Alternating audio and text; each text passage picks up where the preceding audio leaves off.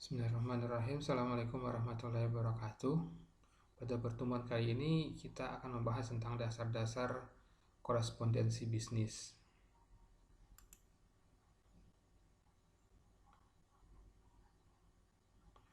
Nah, ini adalah pengertian dari korespondensi bisnis atau biasa dikenal juga dengan surat menyurat atau surat-surat bisnis.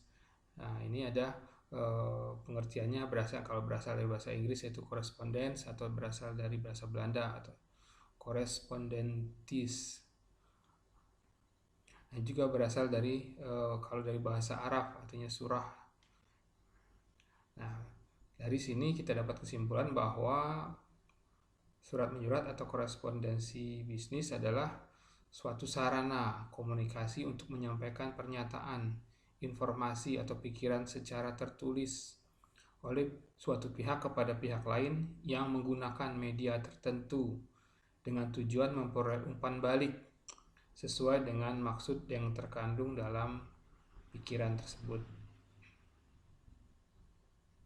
Nah, adapun fungsi-fungsi dari surat bisnis itu, pertama, itu surat bisnis mewakili atau sebagai wakil bagi pengirimnya atau pengirim suratnya pada pihak-pihak yang diberi pesan. Yang kedua adalah alat untuk menyampaikan pemberitahuan, permintaan atau permohonan atau gagasan tentang masalah bisnis. Yang ketiga sebagai alat bukti tertulis atau dokumen tertulis. Misalnya ini kan ada surat-surat beli, surat perintah kerja, dan lain-lain sebagainya. Fungsi berikutnya adalah untuk pengingat. Nah, ini berkaitan dengan surat-surat bisnis yang diarsipkan atau agenda-agenda rapat misalnya, atau surat-surat informasi tentang rapat. Ini mengingatkan bahwa akan ada rapat misalnya, atau mungkin kita kalau diarsipkan ingat kembali, oh pernah ada surat seperti itu, yang kemudian bisa dicek kembali. Berikutnya adalah sebagai bukti sejarah atau historis. Nah, ini berkaitan dengan surat-surat, misalnya surat-surat tentang izin pendirian usaha, penggabungan usaha, dan banyak hal yang sebagai catatan tertulis dari bisnis. Berikutnya adalah sebagai pedoman kerja. Nah, contohnya adalah surat keputusan atau surat perintah atau surat instruksi. Ini berkaitan pedoman kerja. Nah, fungsi berikutnya adalah sebagai media promosi bagi pengirim surat. Nah, pengelompokan surat bisnis itu dibagi menjadi beberapa macam pengelompokan. Yang pertama adalah pengelompokan surat menurut wujudnya. Menurut wujudnya atau bentuknya itu surat bisnis bisa berupa surat bersampul atau surat atau kartu pos atau warkat pos. Nah, ini memang sudah kartu pos, warkat pos sudah jarang sekarang kita temui. Atau telegram. Telegram juga sudah mulai jarang ditemui, sekarang lebih banyak ke email ya. Atau juga bisa bentuknya adalah memo atau nota. Jadi atasan ke bawahan memberikan memo misalnya atau catatan. Kemudian ada lagi wujudnya itu adalah surat tanda bukti. Nah, ini adalah contoh-contoh dan pengertian dari masing-masing bentuk surat tadi menurut wujudnya. Ini surat bersampul, nanti Anda bisa baca saja di materinya atau handoutnya. Surat bersampul, kemudian ada kartu pos, ini bentuknya kartu pos ya. Kemudian ini warkat pos, nah ini bentuknya warkat pos, ada alamatnya di sini. Kemudian ini adalah telegram atau telex menggunakan mesin fax biasanya, atau mesin telex kalau untuk telex. Sekarang sudah jarang digunakan. Kemudian ini adalah pengertian dari memo. Memo ini adalah surat yang berupa pemberitahuan atau permintaan atau hal-hal lain dalam suatu organisasi. Biasanya memo ini digunakan hanya di internal organisasi. Terus kemudian surat tanda bukti. Surat tanda bukti ini sebagai tanda bukti pengakuan sah terhadap suatu pembayaran tertentu, misalnya berupa kwitansi atau tanda bukti atau faktur. Nah, berikutnya pengelompokan surat menurut pemakaiannya. Nah, ini dibagi menjadi 4, yaitu surat pribadi, surat dinas, surat bisnis, dan surat sosial. Nah, berikut ini adalah pengertian-pengertian dari masing-masing tadi. Ini surat pribadi, pengertiannya Anda bisa baca sendiri di sini. Kemudian surat dinas, Anda bisa juga baca di sini. Berikutnya adalah surat bisnis. Nah, surat bisnis adalah surat yang digunakan oleh orang atau badan usaha yang menyelenggarakan kegiatan bisnis. Kemudian ada surat sosial. Nah, pengelompokan surat menurut banyaknya atau jumlah sasaran yang tuju. Jadi surat ini bisa dibaca atau dilihat oleh siapa saja gitu kan, menurut jumlahnya. Nah, itu dibagi menjadi 3, itu surat biasa, surat edaran, dan surat pengumuman. Nah, ini pengertiannya. Kalau surat biasa adalah antara seseorang atau organisasi dengan organisasi lain, satu-satu biasanya. Kemudian surat edaran itu cakupannya atau jumlah yang diberitahukan lebih banyak daripada surat biasa. Nah, yang ketiga adalah surat pengumuman. Nah, ini cakupannya juga lebih luas daripada surat biasa dan juga surat edaran. Berikutnya adalah pengelompokan surat menurut sifatnya. Ada surat biasa, ada surat konfidensial atau surat terbatas, dan ada surat rahasia. Nah, apa itu surat biasa? Nah, ini pengertiannya. Jadi surat yang biasa kita kirim, yang tidak antara perusahaan dengan perusahaan lain, itu adalah surat-surat biasa. Tapi kalau yang membacanya itu adalah hanya orang-orang tertentu, maka itu menjadi surat terbatas.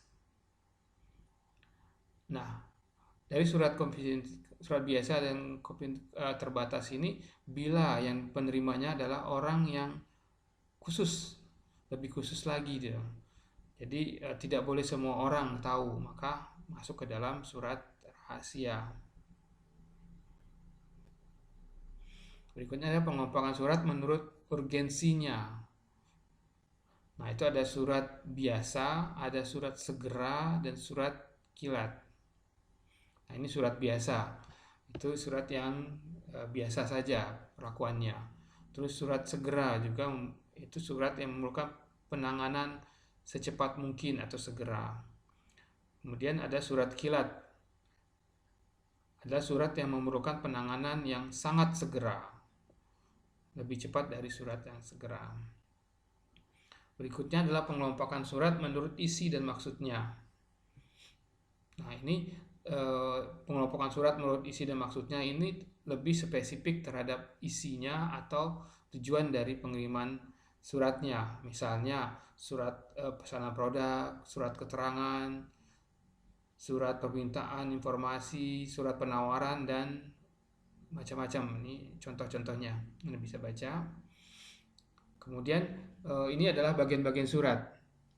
Dalam surat bisnis atau surat dinas ada ketentuan yang harus ada gitu kan di dalam surat tersebut.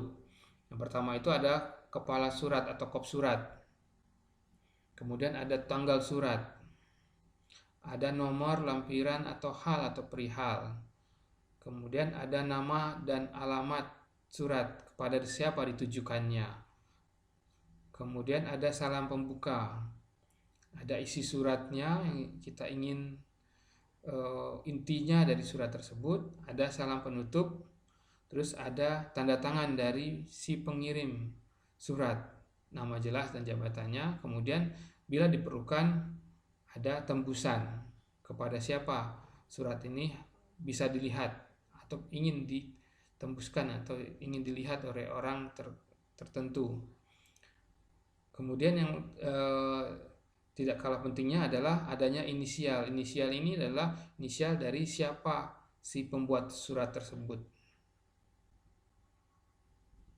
Nah, ini ini adalah contoh kop surat. Ini ada PT Bumi Nusantara, terus ada alamatnya, ada nomor teleponnya, ada emailnya. Nah, ini adalah contoh kop surat. Berikutnya adalah tanggal surat. Nah, ada beberapa ketentuan dalam tanggal surat. Pertama adalah jika pembuatan surat mencantumkan nama kota, tempat perusahaan, dan tempat perusahaan berada sesuai dengan yang tercantum kepada kepala surat, maka nama kota, tempat perusahaan tidak perlu dicantumkan. Misalnya, di kop suratnya sudah ada nama kotanya, Surakarta misalnya. Nah, kemudian pengirim surat mengirim surat juga dari Surakarta, maka tanggal suratnya cukup dicantumkan tanggal misalnya 15 April 2020. Tidak usah dicantumkan Surakarta, 15 April 2020. Tapi jika yang membuat surat itu berbeda alamatnya dengan yang ada di alamat kantornya, maka harus mencantumkan nama kota tempat surat dibuat. Misalnya nama kantornya di Surakarta, saya membuatnya di Solo misalnya, suratnya dibuat, maka dicantumkan di situ Solo, 15 April 2020. Jadi ada namanya. Kemudian penulisan bulan sebaiknya tidak disingkat. Jadi misalnya 15 April bukan 15 APR. Nah, itu kan jadi full dengan nama bulannya. Nomor berikutnya adalah nomor surat, terus lampiran bila ada, maka mencantumkan lampiran. Biasanya untuk surat yang ada lampirannya, tapi bila tidak ada maka nomor surat dan perihal. Jadi surat ini ditujukan untuk apa gitu kan perihalnya. Kemudian ada nama dan alamat tujuan. Surat ini ditujukan kepada siapa? Kepada Bapak Joko Widodo misalnya, atau kepada Bapak Anies Baswedan. Alamat, nah, alamatnya Jalan Merdeka Selatan nomor sekian-sekian gitu kan. Nah, itu kan ada alamat, nama dan alamat tujuannya. Sehingga kenapa perlunya? Karena supaya menunjukkan bahwa yang berhak membaca dan menerima surat ini adalah yang tertulis di nama dan sesuai dengan alamat tersebut. Nah, ini adalah contoh kop surat dengan nomor lampiran dan perihal.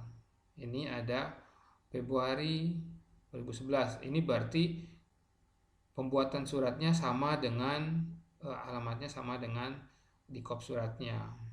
Tidak ada nama kotanya. Oke, kemudian setelah itu kita membuat salam pembuka sebagai rasa sopan kita kepada orang yang ingin dikirimin surat. Nah, kata-kata dalam salam pembuka itu bisa dengan hormat, salam sejahtera, assalamualaikum. Nah, itu kan sebagai pembuka surat. Setelah pembuka surat, bagian berikutnya adalah isi surat. Isi surat ini terdiri dari ada paragraf pembuka. Jadi ada beberapa paragraf di sini, ada paragraf pembuka, ada paragraf isi, dan ada paragraf penutup di dalam isi surat. Nah, paragraf pembuka itu dikatakan tentang disampaikan kepada pihak yang berisi pemberitahuan atau pertanyaan atau pernyataan atau permintaan yang akan kita definisikan atau yang akan kita jelaskan di isi paragraf isi. Nah, ini contoh dari paragraf pembuka. Kami memberitahukan kepada saudara, atau ini dengan sangat misal kami beritahukan kepada saudara, beritahukan bahwa permohonan saudara untuk menjadi karyawan. Ini surat, biasanya surat penolakan. Nah, ini kan ada pembukanya. Nah, ini surat jawaban, misalnya jawaban dari surat yang sudah dikirimkan sebelumnya. Ini hubungan dengan surat saudara tanggal sekian. Nah, berikutnya adalah isi paragraf. Isi paragraf ini berisi apa yang ingin disampaikan kepada penerima surat. Nah, yang penting di sini adalah isinya itu disampaikan secara singkat, lugas, jelas, dan kata-katanya adalah kata-kata yang eh, jelas ya, kata-kata yang tidak bertele-tele, juga kalimatnya singkat. Kemudian setelah paragraf isinya dibuat, kemudian ditutup dengan paragraf penutup. Nah, ini paragraf penutup ini berisi juga kesimpulan atau kata kunci dari surat, atau mungkin tindakan apa yang ingin kita eh, yang ingin penerima surat berikan kepada kita, atau harapan kita seperti apa terhadap jawaban terhadap dari penerima surat kepada permintaan kita misalnya. Ini berisi kalimat penutup. Nah, ini contoh-contoh kalimat penutup. Kemudian setelah isi suratnya, kemudian ada terakhir adalah salam penutup. Nah, sebagai penutup dari surat yang berisi ungkapan sikap hormat sopan gitu kan, atau etika dalam berkirim surat. Contohnya hormat kami, salam takzim, atau wassalamualaikum warahmatullahi wabarakatuh gitu kan. Nah, di bawah kalimat penutup ada tanda tangan, nama jelas, dan jabatan dari pengirim surat. Nah, ini untuk menjelaskan bahwa pengirim surat ini adalah seseorang yang mungkin nanti menjadi pertimbangan bagi penerima surat untuk membaca suratnya. Nah, ini contohnya ada hormat kami, ini ada namanya, ada direktur utama, di sini ada tanda tangannya. Nah, berikutnya adalah tembusan. Apabila surat ini kita ingin tembuskan atau ingin dilihat oleh orang selain yang penerima surat, maka kita tulis tembusan. Sini ada tembusannya manajer personalia, atau ada nama orang gitu kan. Dan terakhir adalah inisial. Inisial ini biasanya ditulis di bawah, biasanya di pojok surat. Kemudian sebagai inisial ini sebagai pengetahuan kita bahwa untuk mengetahui siapa yang mengkonsep atau mengetik atau yang membuat surat ini, sehingga nanti bila ada perubahan atau ada editing atau ada ada sesuatu yang harus dibalas dari surat ini, maka kita harus menghubungi siapa, kita akan tahu gitu kan siapa pembuatnya. Ini contohnya inisial. Nah, ini berbagai macam bentuk format surat. Ini ada yang berbentuk lurus penuh, ada yang berbentuk lurus, ada yang berbentuk setengah lurus, ada yang berbentuk bertekuk, ada yang berbentuk paragraf menggantung, ada yang bentuk surat Amerika, ada yang berbentuk surat Inggris. Nah, berikutnya adalah ini contoh-contoh dari bentuk-bentuk surat tadi. Ini adalah bentuk lurus penuh. Jadi ini ada kepala suratnya, kemudian untuk tanggal, kemudian nomor dan seterusnya sampai ketembusan itu dia rata pada satu sisi. Ini sisi kiri, jadi rata di sini. Nah, ini bentuk lurus penuh. Nah, ini bentuk lurus penuh ya kan, sama juga tadi, ini lurus penuh. Ini contohnya juga lurus penuh, contohnya ini contoh suratnya untuk lurus penuh. Kemudian ini bentuk lurus saja tapi tidak penuh. Yang membedakannya adalah ini tanggal pengiriman surat diletakkan di kanan, sedangkan yang lain di kiri. Kemudian perihalnya bisa di sini, bisa di tengah-tengah, bisa juga di bawah sini sebenarnya. Bisa di nomor, ada lampiran, ada perihal. Biasanya juga umumnya ditaruh di sini di bawah nomor, lampiran, dan perihal. Tapi ada juga yang meletakkan di sini supaya lebih kelihatan perihalnya. Nah, ini bentuk lurus. Dan Salam penutup, tanda tangan, dan nama jelasnya atau jabatannya letaknya di sebelah kanan. Kalau yang tadi sebelah kiri full, kalau di sini sebelah kanan. Kemudian ini bentuk setengah lurus. Ini tadi bentuknya lurus, ini adalah setengah lurus. Nah, di sini bedanya adalah ini paragraf atau alinianya masuk ke dalam. Kalau tadi alinianya lurus pada sisi kirinya, kalau ini agak menjorok ke dalam untuk alinea barunya. Ini bentuk bertekuk. Nah, ini hampir mirip juga dengan soal bentuk setengah lurus.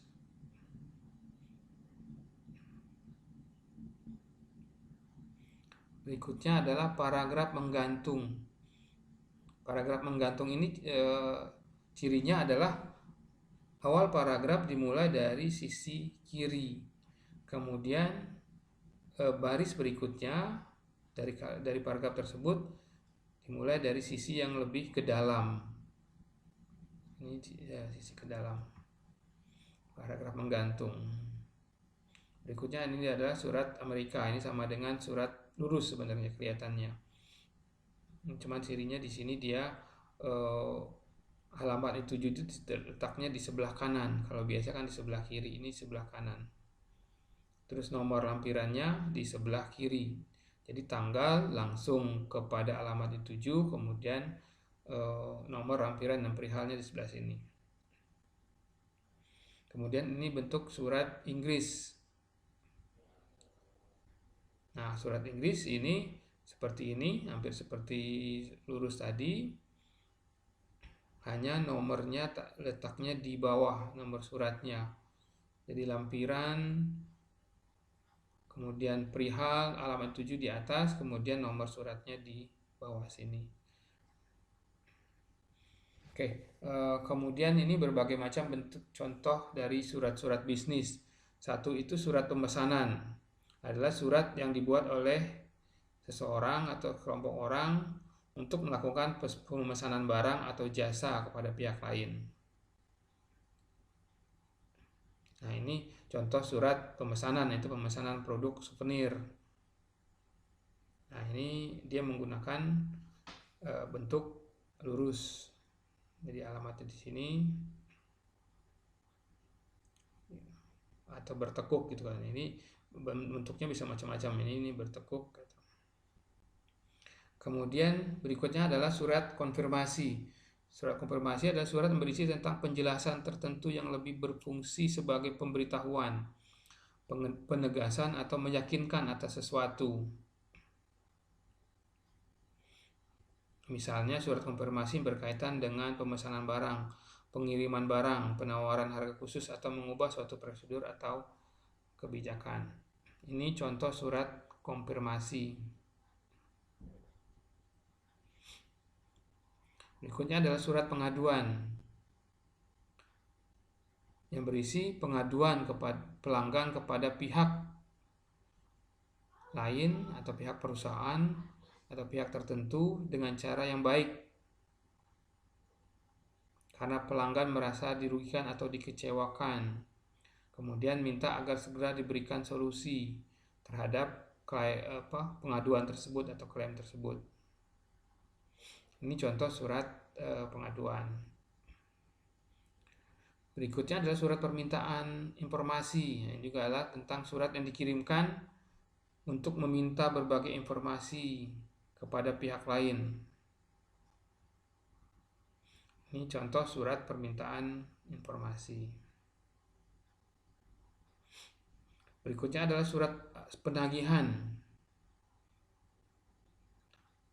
Ketika seseorang atau organisasi tidak dapat memenuhi kewajiban sesuai dengan waktu yang telah ditentukan, maka ada turun surat penagihan.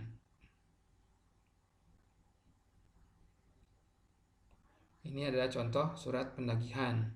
Penagihan hutang, penagihan cicilan misalnya. Berikutnya adalah surat peringatan. Adalah surat yang ditujukan kepada pihak lain yang berisi peringatan atas suatu hal. Nah, ini surat peringatan, misalnya ini ya, surat peringatan kepada debitur untuk segera melunasi cicilannya atau hutangnya, atau surat peringatan pelanggan untuk segera membayar tagihannya misalnya, atau ini surat peringatan untuk agar pelanggan agar tidak tertipu dengan produk bajakan. Ini contoh surat peringatan terakhir ya. Berikutnya adalah surat perintah kerja atau SPK. Surat SPK ini berisi perintah untuk mengerjakan sesuatu pekerjaan dalam kurun waktu tertentu sesuai dengan prosedur dan persyaratan yang telah disepakati. Nah, ini berikut contoh surat perintah kerja. Perintah kerja dari pimpinannya Muhammad Rifai kepada Muhammad Ridho gitu kan, untuk melaksanakan item-item pekerjaan ini. Berikutnya adalah surat pengumuman. Ini digunakan organisasi untuk mengumumkan sesuatu kepada pihak lain, baik internal dalam organisasi maupun eksternal gitu kan, dengan cara-cara tertentu. Nah, ini contoh surat pengumuman. Berikutnya adalah surat undangan RUPS, rapat umum pemegang saham dari suatu organisasi misalnya, atau suatu perusahaan yang sudah go public misalnya. Nah, ini contoh suratnya. Berikutnya adalah surat kuasa. Surat kuasa ini diberikan kepada seseorang yang dikuasakan terhadap suatu hal gitu kan. Jadi pihak pertama sebagai orang yang memberi kuasa dan pihak kedua atau pihak lainnya sebagai orang yang menerima kuasa untuk melakukan atau bertindak sesuatu atas nama si pemberi kuasa. Nah, ini contoh surat kuasa. Jadi pemberi kuasanya ini Muhammad Rifai memberikan kuasa kepada Muhammad Ridho untuk melakukan ini, bertindak menjalankan tugas manajer pemasaran PT Juwita Permata Hati selama sekian. Nah, ini contoh surat kuasa.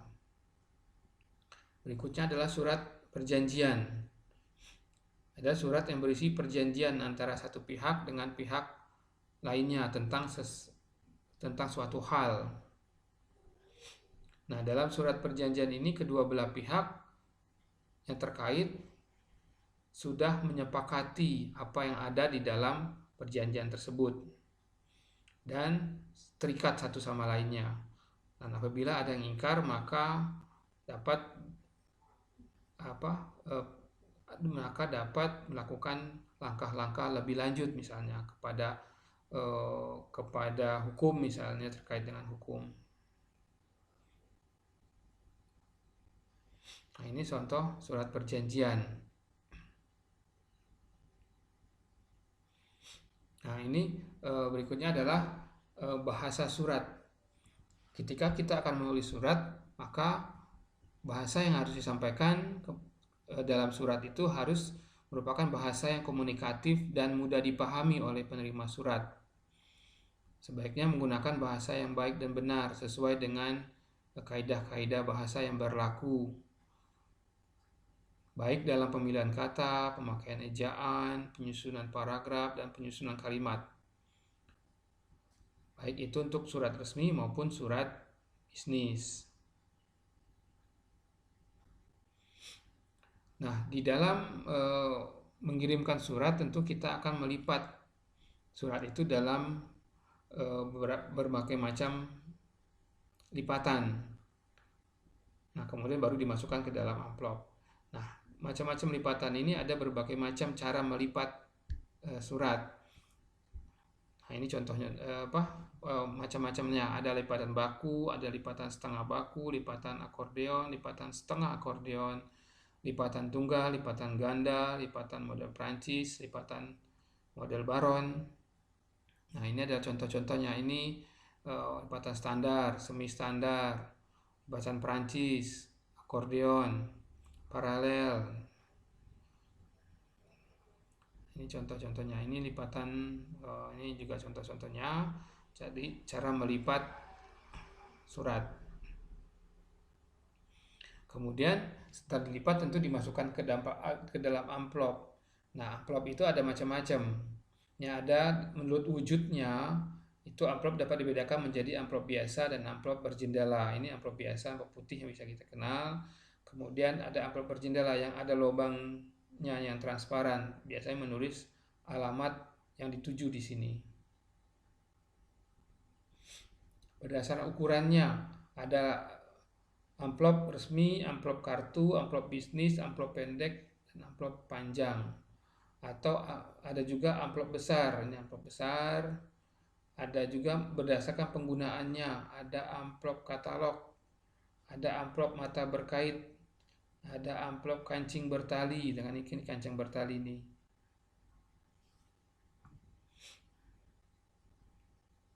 Ini amplop kartu. Oke, dari materi ini dapat ditarik kesimpulan secara umum surat dapat dikelompokkan dalam beberapa kelompok, yaitu menurut wujudnya, menurut pemakaiannya, menurut banyaknya yang saya tuju, kemudian menurut sifatnya, dan menurut isi dan maksudnya. Kemudian dalam surat juga ada macam-macam, ada urutannya mulai dari kop surat sampai dengan tembusan. Kemudian menurut fungsinya juga terdiri dari bermacam-macam. Ada fungsinya sebagai wakil atau duta atau pengiriman, alat menyampaikan pemberitahuan, permintaan atau permohonan, menyampaikan buah pikiran atau gagasan, terus mengingat, fungsi sebagai sejarah atau historis, sebagai pedoman kerja, media promosi, dan surat itu dapat menghindarkan dari kesalahpahaman ketika kita menyampaikan sesuatu secara lisan, maka bisa terjadi kesalahpahaman, tapi di dalam bentuk surat mungkin kesalahpahaman itu bisa diminimalkan karena bentuknya lebih tertulis, dan ketika begitu ditulis maka kehati-hatian dari penulis surat itu akan lebih baik gitu kan, lebih hati-hati dalam menulis suratnya dibanding ketika berkomunikasi secara lisan. Itu saja mungkin materi kita kali ini. Sampai ketemu, ini juga dibaca saja, ini contoh-contoh kesimpulannya. Terima kasih atas perhatiannya, dan semoga materi ini bermanfaat. Assalamualaikum warahmatullahi wabarakatuh.